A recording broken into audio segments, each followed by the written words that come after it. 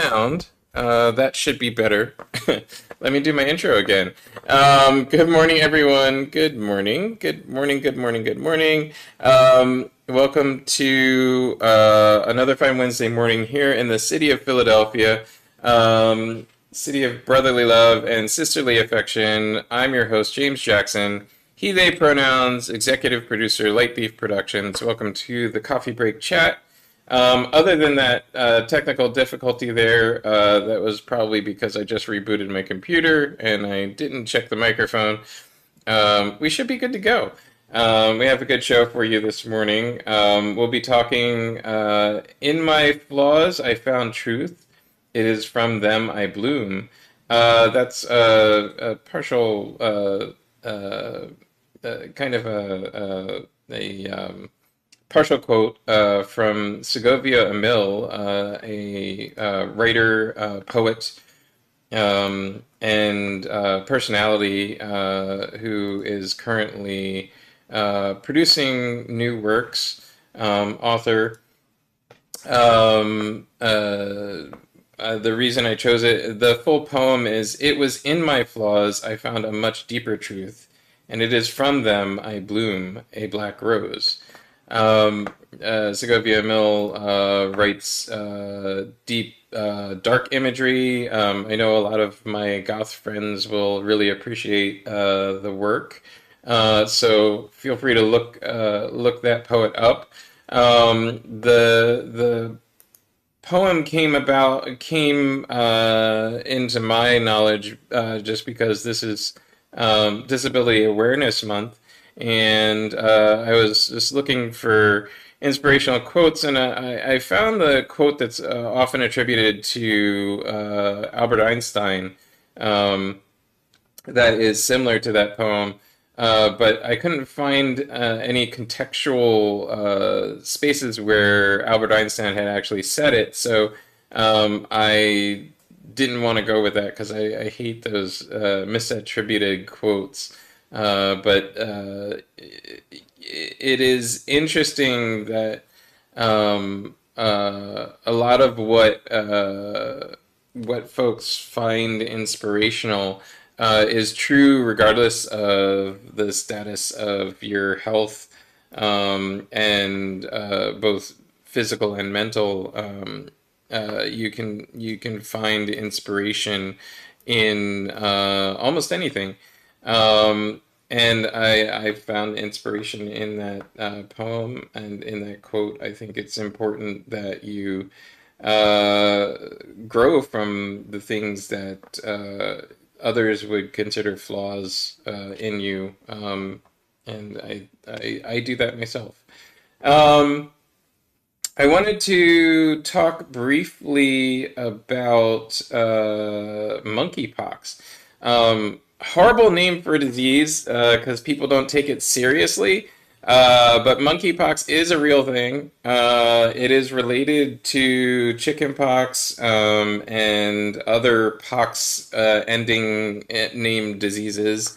And is just like those diseases, just a highly transmittable virus that can be transmitted by close contact, even just breathing the air in the room of somebody who has had a pox infection that has gotten into their airway, and is shedding viral particles into their lungs, or bronchial tubes or mouth, and aerosolizes and comes into the air, comes into contact with you and your mucous membranes, and then say, hey, you have monkeypox. What monkeypox is not is it is not an STD. But the Christo-fascists out there seem to want to recreate the AIDS epidemic and tell everybody that monkeypox is an STD and create this environment where people are having gay panics over why are kids getting this STD. Monkeypox isn't an STD. Please stop saying that. Please, everyone else in the media who has been saying that, please stop saying it. Please put out good information. Monkeypox is just a disease. it has nothing to do with the demographics of who of the community it's in right now. So please stop saying it's an STD. Please stop saying that it's a gay disease. It is neither of those things. It is just a disease. It is something to be aware of. It is fatal in about 10% of children and infant cases, so it is a serious disease.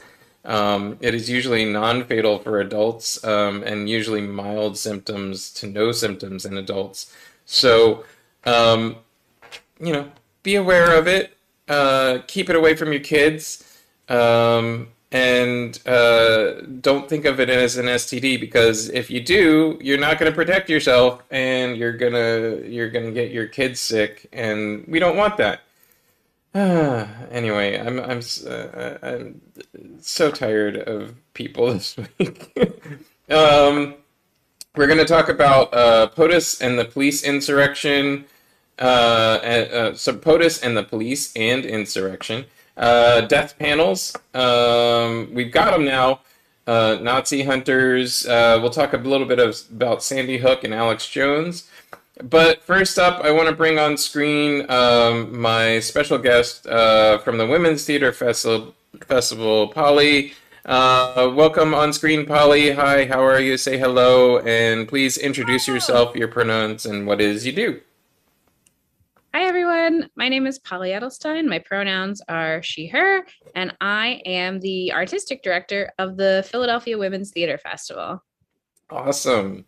Artistic director. That is a title that goes across many different types of art, and many people use it differently in different industries. What does it mean to be the artistic director of a festival? That's a great question that maybe I'm still figuring out every day a little bit. For me, I think it means on the pure artistic side, we'll start with, which is a very small part of it in a lot of ways, is that when it comes to choosing our season, curating what our festival looks like, um, we have a theme every year around the festival. So being part of the committee that chooses that theme and so on and so forth, that at the end of the day, if a decision does have to be made and there's not consensus, it falls to me. I will say the vast majority of our decisions are made by consensus with our staff and our committees, and that's how I prefer to lead. Which is also what I think like being an artistic director is. It's gathering people, it's creating community, it's facilitating for others and making sure that you're doing the best by the artist that you're working with. Sometimes it's like setting up tables and stacking chairs and all the like very unglamorous things that you have to do to make theater happen. But yeah, I would say if I had to distill it, it's very much about artistically facilitating for a group of people around a centered mission, which for us is to create opportunities for women in theater. Amazing. What would you say the Women's Theater Festival has to offer for all audiences? What do you have coming up? What's going on? Yeah, well, so we all of our the vast majority of our 8 festivals, our plays have either been written by women or folks that are on the femme side of the gender spectrum, non-binary folks, and we really try to choose work that can speak to a large group of people. So this year, our festival is centered around mental health. Our theme is called The Head and the Heart. And we really want to make, after like a rough 2.5 years for a lot of us, it feels like let's lean into the fact that maybe we are not all well, and focus on a festival that discusses different mental health struggles and wellness. And in addition to our arts offerings, include resources like our wellness fair on a Saturday, August 6th, and yeah, to speak to as many people as possible. What are some of the highlights of stuff that you're bringing for this festival? What was your overarching as the artistic director, overarching kind of theme? Just women and femme-led writing, or was there a deeper goal you were going for? Yeah, I mean, I would say that the deeper goal this year is, with our theme of nurturing mental health awareness through theater, thinking about theater as a tool to help people, and to really shine a light on stories that aren't often told on stage. So beyond giving opportunities to women in theater, the festival is trying to be a resource, or at least connect people to resources in that world. I will say beyond the readings, the wellness fair that we have is going to be a fun community day that's free to anybody who would like, that has a lot of different offerings. And then with our plays, mental health is such a broad theme. There's so much in there that can speak to people. We're touching on a lot of different subjects in the mental health sector, and I think that one of the things that I'm excited about is that most of our plays are pretty deep and meaningful this year, but there's also some like quirky and funny ones, and it's good to laugh in this day and age, and it's also good to realize that yes, we should and do. Yes, we should take mental health seriously, and no, we don't necessarily in the United States, though we do with the festival. But that it's also okay to, in some moments, poke a little fun and levity at our situation. Any particular shows you want to highlight? Any synopses you really excited to have people see? I was talking to someone the other day about this, and it's like choosing a favorite child. So I'm excited about everything. One of the things I'm most excited is that we traditionally do, and we are doing this year, staged readings, where there's an audience, our cast is on the stage. It's like a black box proscenium style. But on Saturday in the afternoon, we are doing a workshop of two pieces in progress by Bree Knight and Julia Zaffarano. And they're both centered around maternal wellness and postpartum. And they're also, and we're not going to read all of both of them. There's going to be just a snippet of one, and then I think maybe all of the other one. But the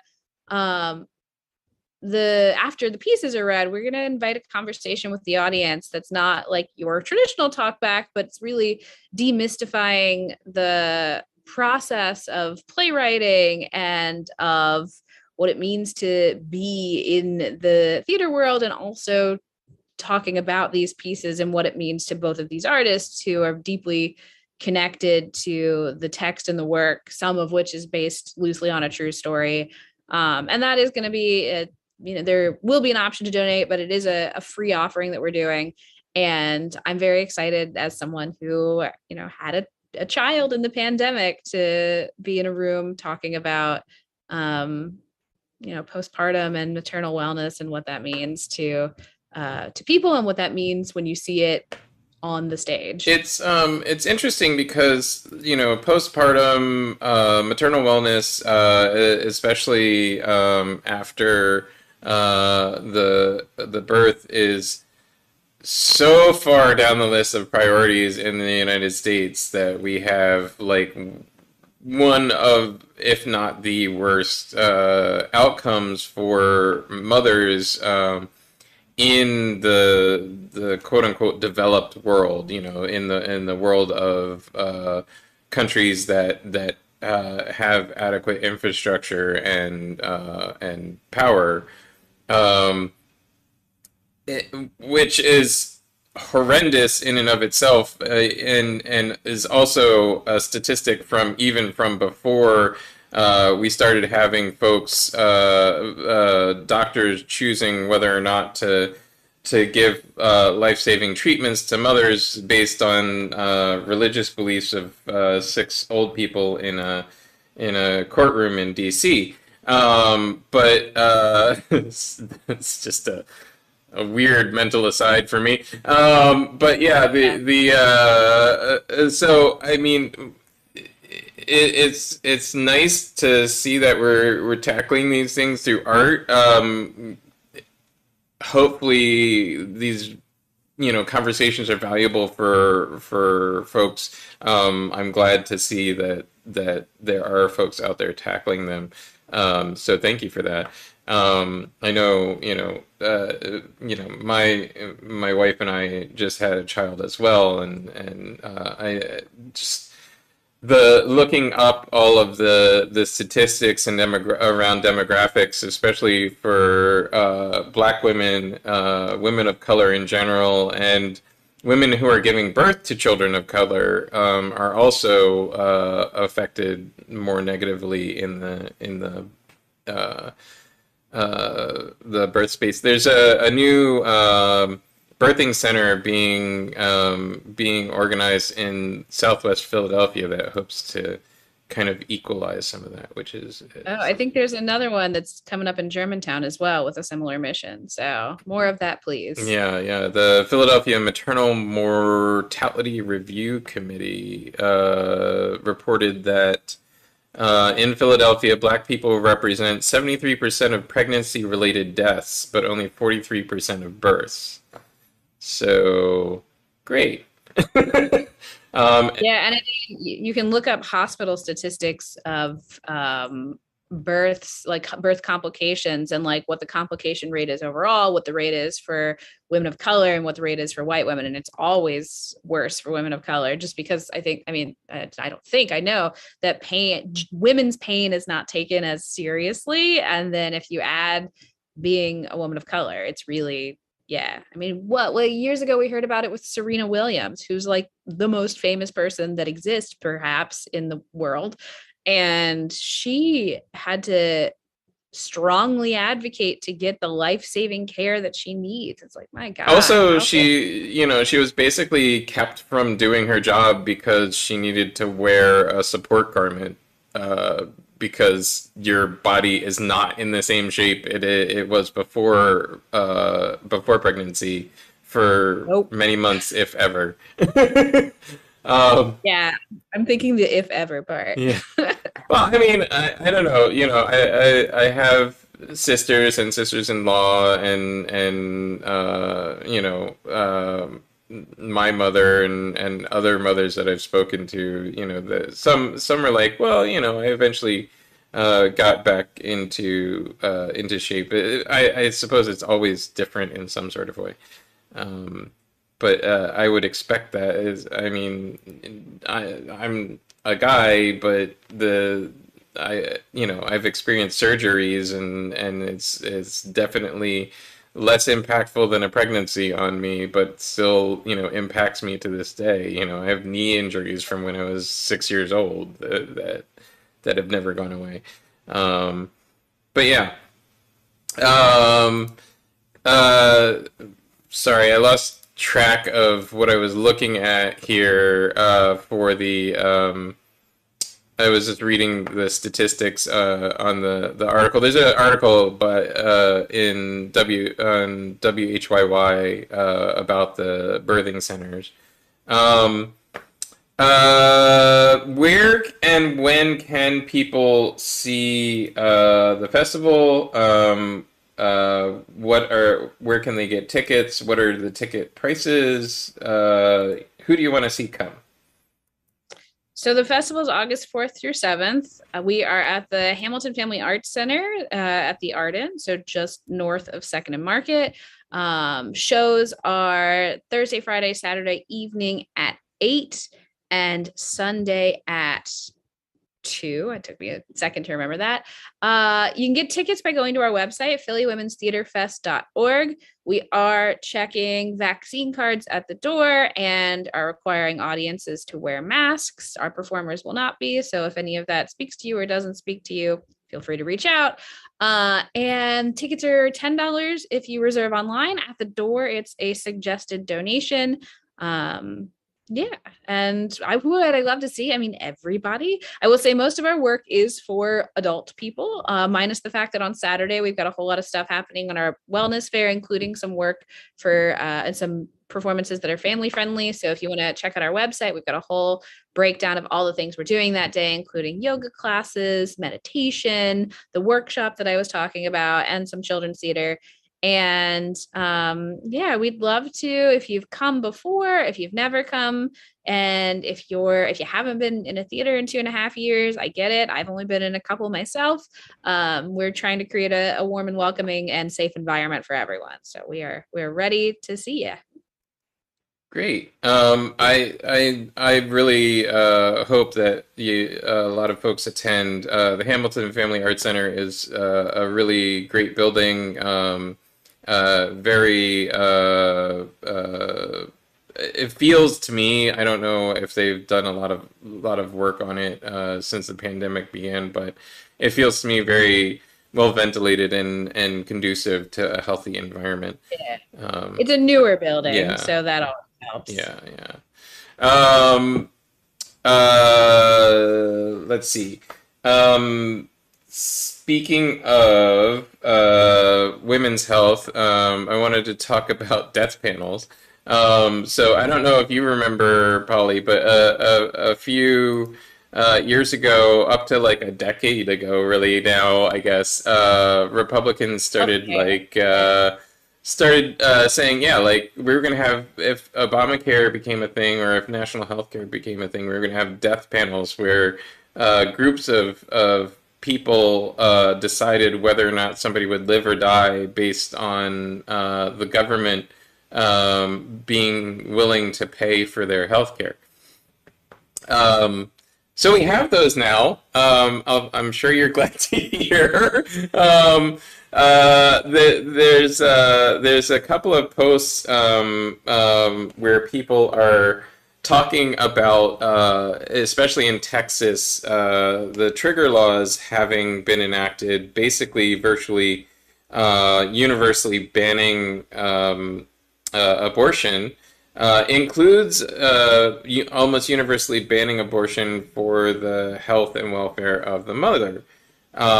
In fact, there's several laws being proposed that will directly delete health and welfare of the mother as options of for abortion, basically making a fetus more have a greater set of rights than the mother that is carrying that fetus. But in Texas, there have been several cases already of mothers with ectopic pregnancies or non-viable pregnancies. And before I go further, I just want to say non-viable pregnancies are a thing. There is such a thing as a non-viable pregnancy, and it is very easily detected by modern medical science. You can look at a fetus in the womb and go, hey, this thing ain't going to survive. It's never going to be born, or if it is born, it's going to live about 5 hours and die a horrible, nasty death. I am so tired of Republicans. Anyway, yeah, well, really, Christo-fascists. I'm tired of people dissecting things and being like, oh, non-viable pregnancies don't exist. Non-viable pregnancies really exist. They really are a thing. Anyway, there's a woman who had a non-viable pregnancy. Basically, the fetus began dying.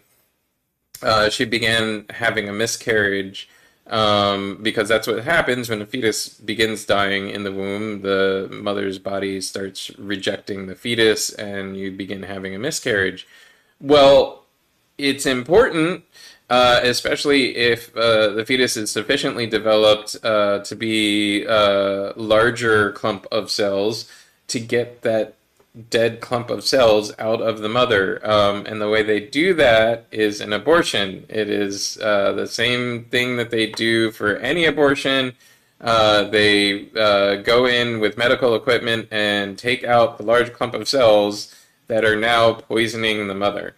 The mother ended up having to kept calling the obstetric doctor and kept being told that she would have to wait further, that she had to be running 100.3 fever, that her discharge from her vagina had to be disgustingly smelly, indicating a massive infection, um, and that she had to be in severe pain. Well, I mean, she was already in severe pain. These are not easy things to go through.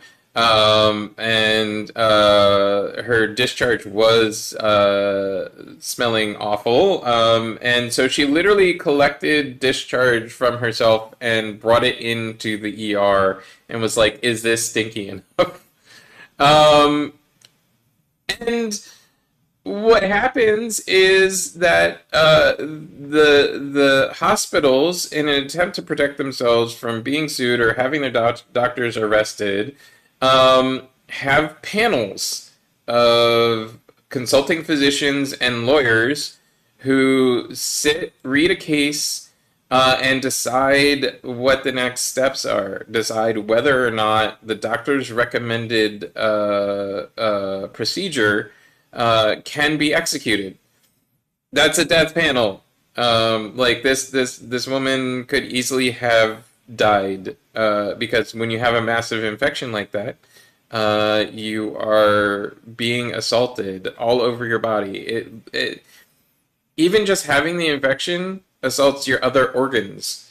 Anyway, sorry, I'm blathering on, Polly, and you can chime in whenever you want. I mean, I think that the the saddest part of this story, if I'm thinking of the same story, is that this woman was like 18, 19 weeks pregnant with a baby that she very much wanted, and then had I forget exactly the what it's called, but it's when your water breaks well before your pregnancy. It's like called prom or something like that. hmm Ruptured membranes, something. And like to want a pregnancy so much and then to get to a point where it is not viable and to be forced to like continue to be pregnant with a non-viable pregnancy. It's, I mean, you know, this is, it is, yeah, I don't have a lot of words for it, clearly. Having been someone who was pregnant, like shortly after becoming pregnant, I think I became instantly like even more pro-choice, which I didn't know was possible. But just because like it's and I had a great pregnancy, but like you're not the same, and no one should be forced to like have that civil right and liberty taken from them. It's terrible. I'm clearly very eloquent about this. I don't know Like how anybody can be eloquent about this. This is such it's I also think that like the other thing I'll say is that so much of this, like you've said, is the, you know, Christo-fascist. Is that the word you're? I don't. yeah. I've not quite heard it said like that. I don't disagree, but is that like there's a doctor who's an OBGYN who gives abortions, Dr. Willie Parker, and he wrote a book called like Life's Choice or something, like the moral argument for choice, because he's someone who like was pro-life, became an OBGYN, and realized that like to truly be pro-life, you have to be pro-choice, because pro-life is not pro-birth, and it's not, you know, which is what all these like shitty people are. They're like pro-forced birth, if you will. And like I guess what I'm saying is, and I'm Jewish, and there's a whole lot of Jewish text that says we are responsible for supporting mothers, and that life begins at breath, not at 6-week heartbeat or conception or whatever like crazy thing someone's going to say. So once again, like our country was founded on the idea of religious freedom from oppression, and the Puritans leaving because of like the forced religion. You know, there's like problems with all that, of course, but like this is not a Christian nation. If freedom of religion exists, it's going to need to accommodate abortions for people whose religion means that they must have an abortion. So I I'm very mean, much looking forward. even I mean, I'm not a Christian. I did grow up as a Christian. I grew up in a household that was split between several very. I had an evangelical father. I had a Baptist stepdad. I had an atheist mom, and I had a Jehovah's Witness set of grandparents on my paternal side, and my aunts and uncles are all Jehovah's Witnesses to this day. I mean, I can't grok it, but I can't I can't fault them for wanting to believe whatever they want to believe either.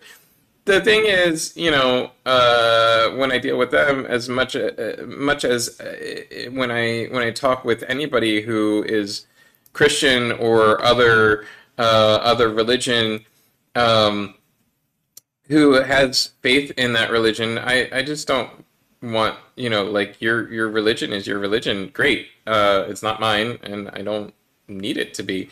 At any rate, but I did study extensively Christianity, and I got to tell you, there's nothing in the Christian Bible either that says that life begins at heartbeat. All throughout Christianity, there are abortions, even post-birth abortions, which we don't call post-birth abortions anymore. But in the era that the Bible was written, human beings weren't considered alive until after their life rights. That's why the baptism of babies in the Catholic Church is such a big deal and like such a schism amongst Christians, because they're not alive yet. How can they be baptized? They can't choose to follow Christianity. And in the Christian Bible it says the adults are responsible for the babies. The sins of the father sort of thing. Anyway, sorry. It's not a thing. It's not, and I don't understand the Christofascism is these people who pretend to Christianity, and then it's just a methodology by which they can reinforce paternalism and patriarchal control of society. Oh yeah. It's crazy making. Yeah, I but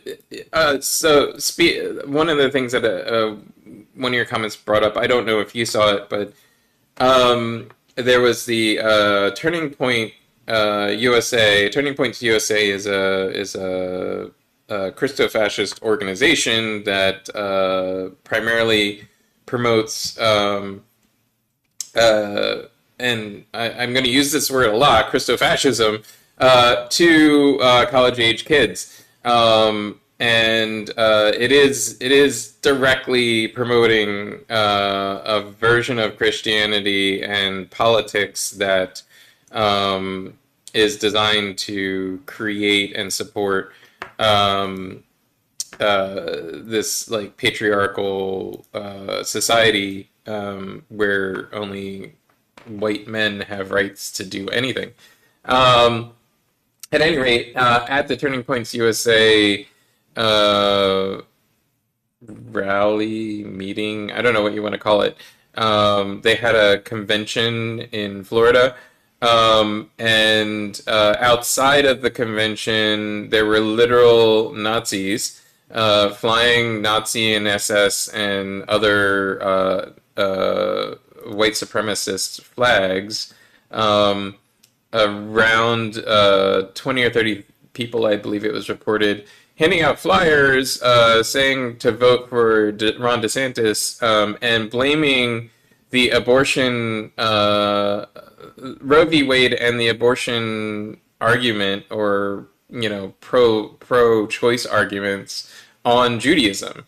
and saying that Jews are responsible for abortion. Go ahead. I mean, look, soon they're not going to be wrong because there's going to be, I think, I'm hopeful at least, that there are a lot of there's a lot of talk out there in my, I work in the Jewish nonprofit world. So I hear a whole lot about this. There are a lot of people talking about how there is enough specific text, it seems, in Judaism that abortion must be allowed by women, that I think somehow eventually they're going to try to bring a case to, and I've got some vague like knowledge of law and how some of it works, but that they're going to be able to bring a case that, as opposed to being protected under the 14th Amendment, which was how Roe v. Wade existed, that they're going to be able to protect it under the First Amendment of freedom of religion, the freedom to have an abortion. So I don't know how it's going to shake out because I'm not a legal scholar.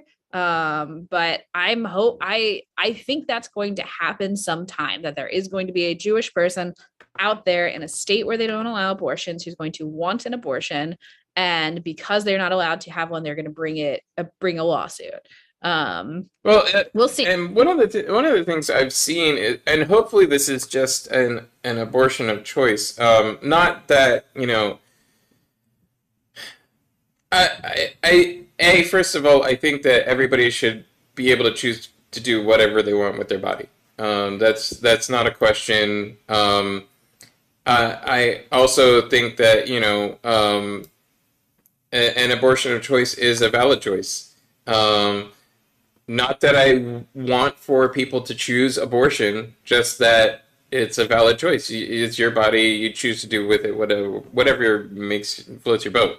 I don't want to give up a kidney for a random stranger to survive. So why would I expect that a woman would give up her entire health and body to a random stranger who they don't care to help survive? Anyway, that all being said, I do hope it's an abortion of choice, because the one of the main thing that's being set up right now seems to be the argument between abortions of choice and abortions of medical necessity. They seem to be like pushing kind of this line to try and create a line that can be argued and create these death panels, which will then, a woman seeking an abortion will have to have an interview with like 9 guys in a room and explain why she needs an abortion. But there should not be there shouldn't need to be a justification. Totally. At any rate, sorry. I feel like it's just stuff makes me a little bit a little bit nuts. Yeah, I'm right there with you. One of the things that has also been happening is that conservatives have been saying things again. This isn't the first time, that's why I say again, but have been saying things like the left is so afraid of Donald Trump getting reelected that we're inventing charges and stuff. That January 6th was a leftist psyop, and that the Nazi demonstrators outside of the Turning Points USA meeting were actually leftist plants, people who were paid by leftist organizations to come out and protest to make right-wing people look bad. I just want to say I'm really grateful that we have actual modern Nazi hunters. There are several dozen social media accounts that are just dedicated to identifying these folks and pulling forward and making public their associations and social media posts. And that they do try and be ethical about it. They try not to do things like publish addresses or dox people. They try to, if anything, they'll publish the place where somebody works because it's important to know that you're dealing with a Nazi when you go to consume any good or service. But yeah. So I'm grateful that there are these Nazi hunters, modern day Nazi hunters out there, and Twitter has a bunch of them. Go ahead.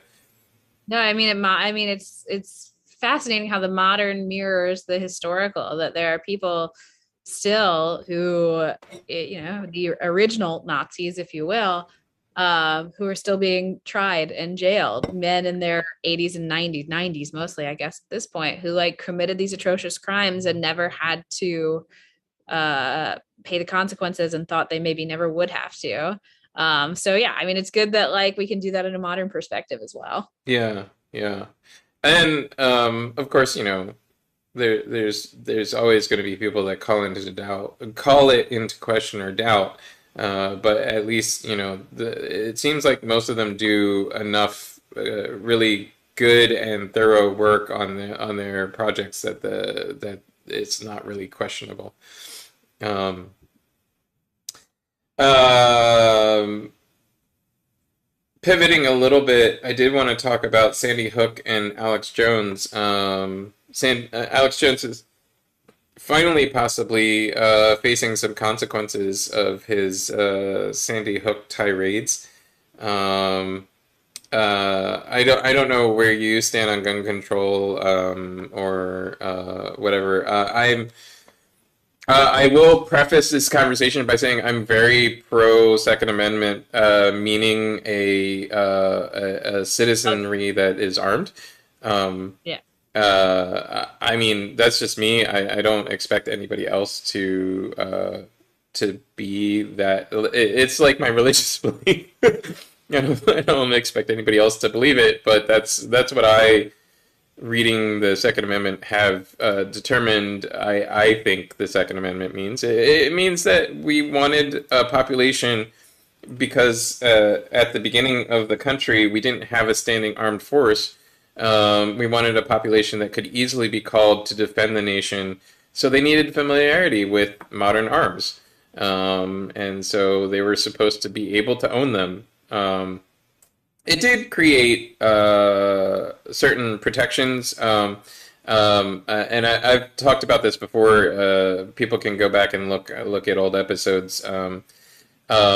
This is the era of the French Revolution. It is the era of aristocracy carrying around swords to demonstrate their viability as a citizen.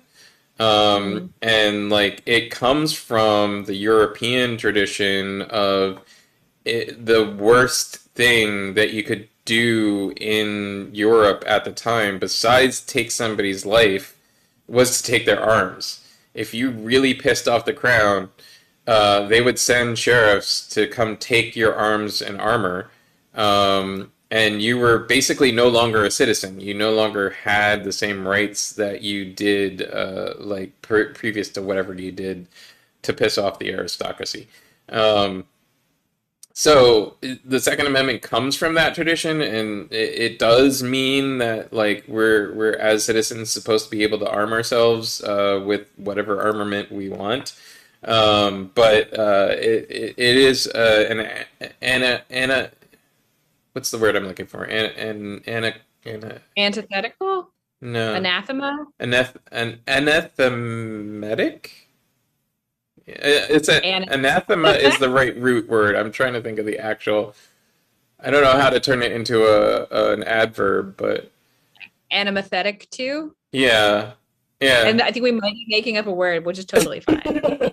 But it is anathema. Like we don't, like modern citizens don't need to train to be able to protect themselves from a foreign This enemy. is also, when the Second Amendment was written, a gun was a like 45-second to reload one bullet situation. And as we know, that is not the case anymore. I mean, a gun was it was the most powerful thing. Even then, it was the most powerful thing that a single person could wield.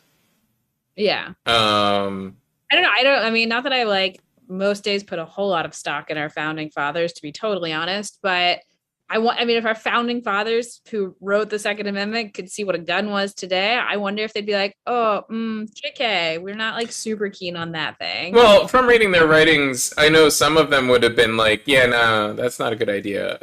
Because several of the founding fathers were very afraid of the general public.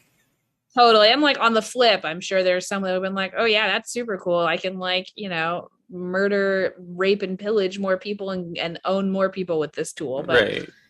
Anyway, yeah. It's an interesting question. I think it would have been an argument similar to the argument over how voting works and how people.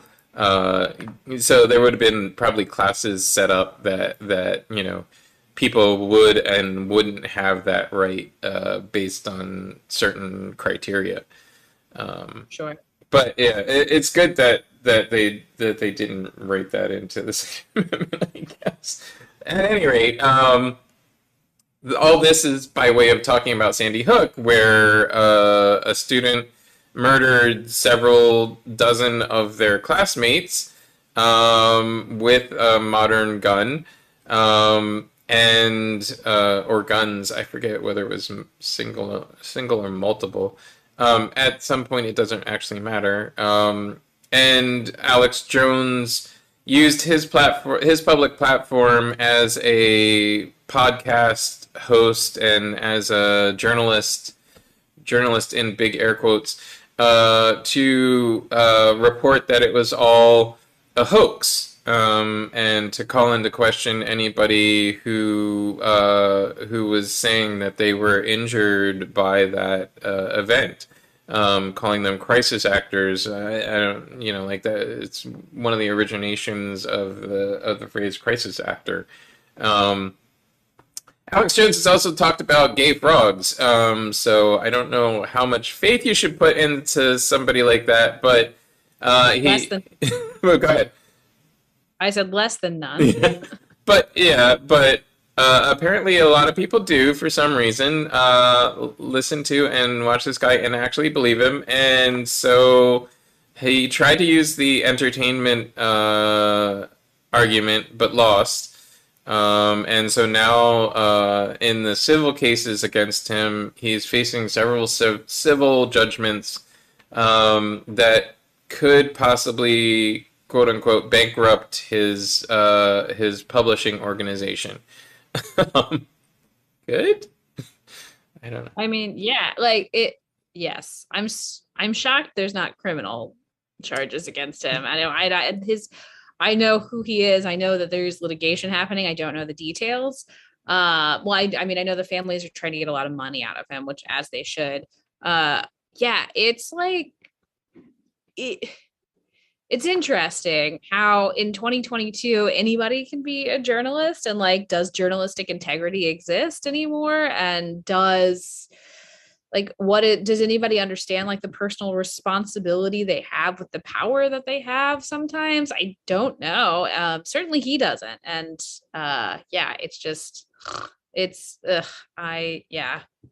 what a tool, to say the least.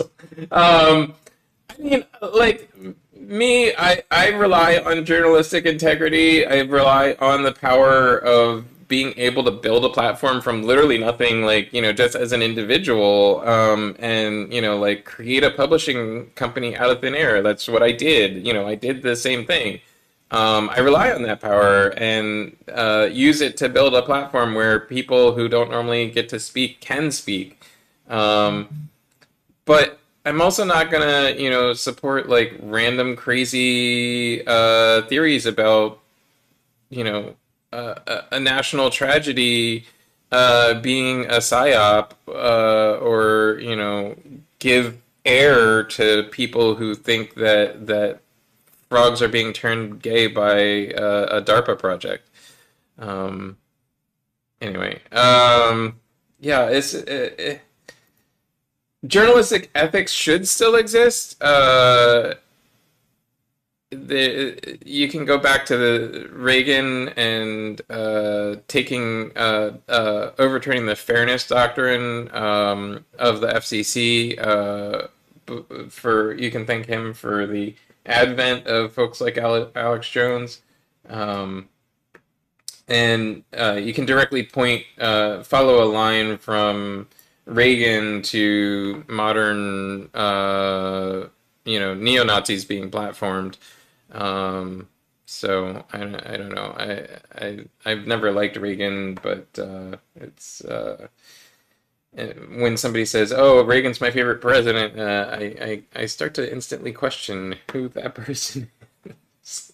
Yeah, it's like a very catchy Republican thing to say, and it's like, okay, I don't think, especially for younger people who actually don't know a lot about Ronald Reagan. Not that I hear like a ton of younger Republicans these days talking about Ronald Reagan, but I remember being like in my late teens hearing that and thinking like, oh, so you like someone who was like smart and cunning about how they were gonna be racist and sexist and gay panic and all sorts of stuff, versus like Nixon, who, everybody was like, we know this buffoon is corrupt. So like, yeah, cool.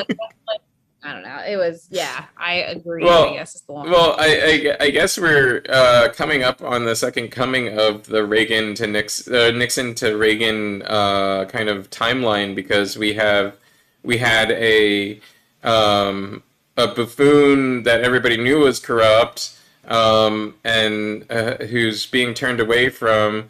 Then we have a Democrat president who seems to be not quite effectual. And we'll talk about that in a minute. And then now we have a relatively cunning. I don't think he's cunning. I kind of see through him, but other people think he's cunning. Ron DeSantis trying to angle to run for the presidency. Ron DeSantis is like hot garbage. It's so hard. It's so hard to compare modern Republicans to like Reagan, because if you look at the doctrine of what the Republican Party once was, which I never agreed with necessarily, but it's, small government, low taxes, personal responsibility, and that's just like foreign to what Republicans are today. No, they still use those words. They just don't mean anything. Sure. Yeah. Well, I mean, hey, do they use those words even still? I don't know. I feel like they just use a bunch of like fear-mongery bullshit that's like, well, those are the phrases that have been embedded into the quote unquote base of the Republican Party. So now when we talk about abortion, it's a personal responsibility issue. When we talk about small government, it's a healthcare issue, Yeah, I mean, I agree with what you're saying. I guess it just feels wild, like how much of like, I don't know, maybe it's better in some ways. I'm about to say something crazy, I guess, but maybe it's better that like all of the terrible things that Republicans were in the 1980s, they're now just like saying it even more bluntly now. So maybe we'll have like a, for lack of a better word, a second coming or uprising and like really just knock these people to nowhere ever.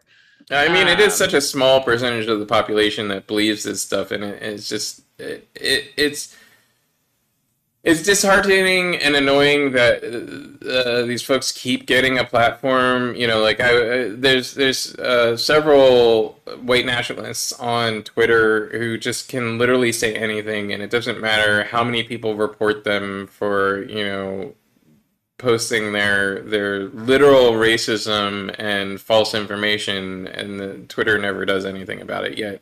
I have friends who get banned from Twitter for posting actual factual stuff.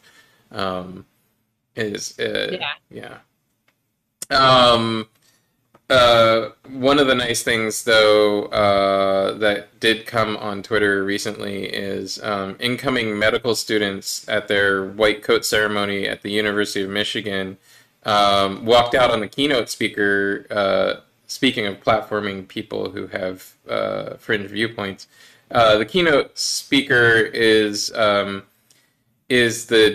the head of the department at U of Michigan that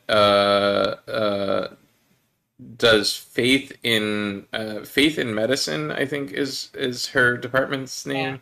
something like that. And she's very publicly anti-abortion, even in the life of at the risk of the life of the mother. And many of the students walked out on her during the ceremony because the U of Michigan didn't listen to the petition that was signed by 3,000 plus people saying that she should not be the keynote speaker. So congratulations to them. I think that was a brilliant and very effective way to platform. I think so. Yeah. You know, when all of those new doctors get their like donation letter 6 weeks from today or whenever, hopefully they make another big stink about it and, you know, do a donation to Planned Parenthood or something else. Mm-hmm, mm-hmm. Oh yeah, yeah, because the university system, no matter what university it is constantly seeking more money from you once you go Oh there. yeah, I mean, like 6 weeks after you graduate, you'll probably get asked for money. Like when you're deep in the student debt, Right. and you're like, "What the hell? Why am I?" Like, what? I can't afford to pay you. I've got this student debt. Or can I just do that for like 3, 4 years? Um, so pivoting a little bit to the president, President Biden recently asked and started promoting a congressional bill seeking, I think, 300 million for police across nationwide, um, which isn't a huge amount when you consider the size of the federal government, but also is a huge amount of money that we could do something else with, anything else with. Um, and I saw a tweet this morning, which I can't find right now, but was great. Just listing the campaign promises that Biden made that he hasn't accomplished, but we can ask for 300 million for police. And I gotta say, there was a tweet that the president's account put out. You can't be pro police and pro insurrection. Um, and my response, and a lot of other people's responses, you can't be pro police and like a list of other things. You can't be pro police and anti racist. You can't be pro police and pro citizens. You can't be pro police and pro health. They're incongruous. Um, and what I think me and a lot of other people are saying is um, asking for more money for police means that you're not spending that money on things like healthcare. That Yeah, I mean, like we've given the police a lot of money historically, and I can like if someone was going to abstractly present the argument of like, oh, let's give the police more money to work on, you know, community policing or blah blah blah blah blah. I understand that argument. Also, we've given the police so much money over the years. Like maybe let's try not and see or give them less and say like, hey, look, you have this much less, and so you need to figure out like how to spend it to make a safer city, country, whatnot. And maybe that means that you need to do a lot more like intentional training with your police officers, and we're going to take that money and like do a universal income, or we're going to do healthcare, education, social services for young people so that they have something to do, so on and so forth. oh, here it is: 100,000 new police and billions more for surveillance. Um, Hmm. yeah, no, and not only can we use that money for other things, but um, the money that we spend on policing doesn't seem to have any positive result. Like, Yeah. you know, we spend. I would be more inclined to take it away, to be like, hey, we're taking away a few million from your police department. If you know, take this time to reflect on what's actually important in policing, maybe we'll give it back or something. I don't know. Basically, now I'm just like parenting the police. Parenting the police. I mean, also they're doing societally, we're doing a relatively good job, even though the police don't actually resolve crimes. The unresolved rate for crimes in America has steadily increased in line with the increase in spending. The increase in spending almost directly reflects the decrease in resolved cases.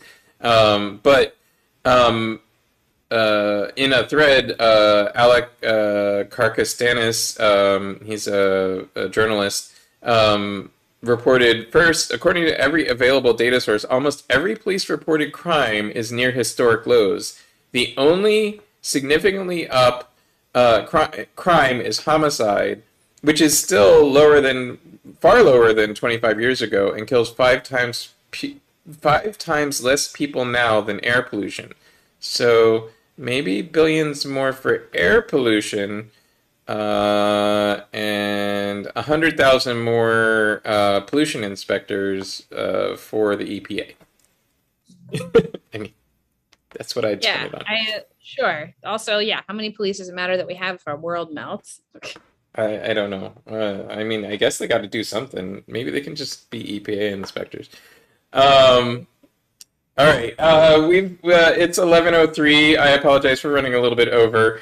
I want to thank you for being my guest today, and thanks for talking about all our random crazy topics. Like I just talk about whatever happened over the last week. No, this is delightful. I love a good like rage at the moment conversations. This is great. I think it's important. We have these conversations. You know, like everything's burning, but we at least need to talk about it a little bit, right?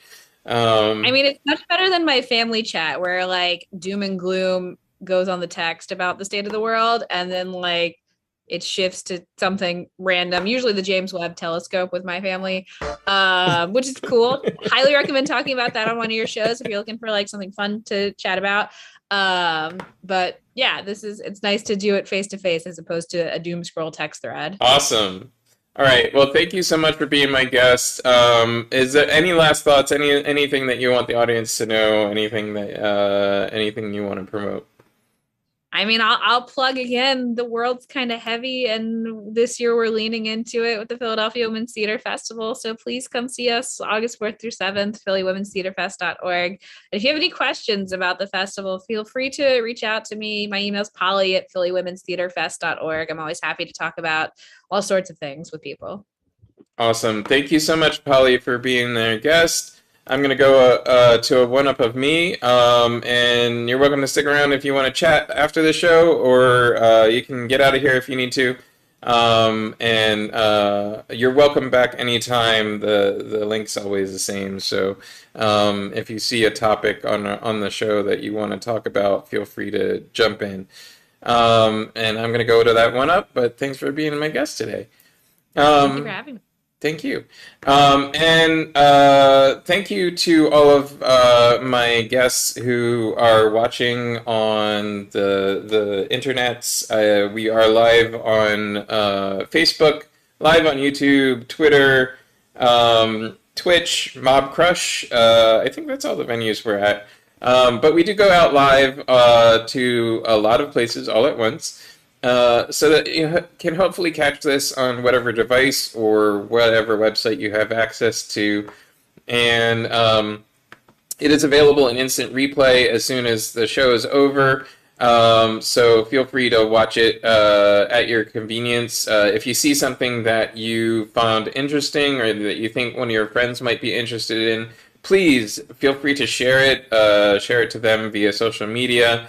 And it's really important, helps us out a lot if you do share it on your social media. And also hit the like button on whatever format you're watching it in. Subscribe to us here on Facebook or YouTube. Subscribe on Mob Crush or Twitch or Twitter, and you'll get a notification every time we do go live. We try to go live every Wednesday morning at 10 a.m. for the coffee break chat. Next week, let's see, we don't have our guest confirmed yet, but we will have a lively discussion and beautiful coffee break chat for you next Wednesday morning at 10 a.m.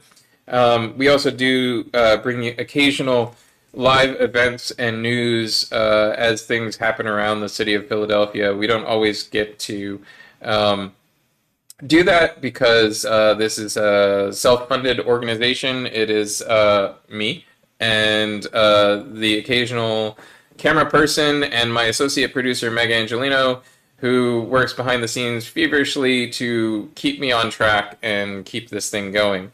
If you'd like to support us, if you'd like to see more local news, up-to-the-minute information, people of color and marginalized people who get to speak on topics that are the news of the day, and more artistic information, information about arts programs and opportunities around the city, please subscribe to us on Patreon, patreon.com/lightbeefproductions.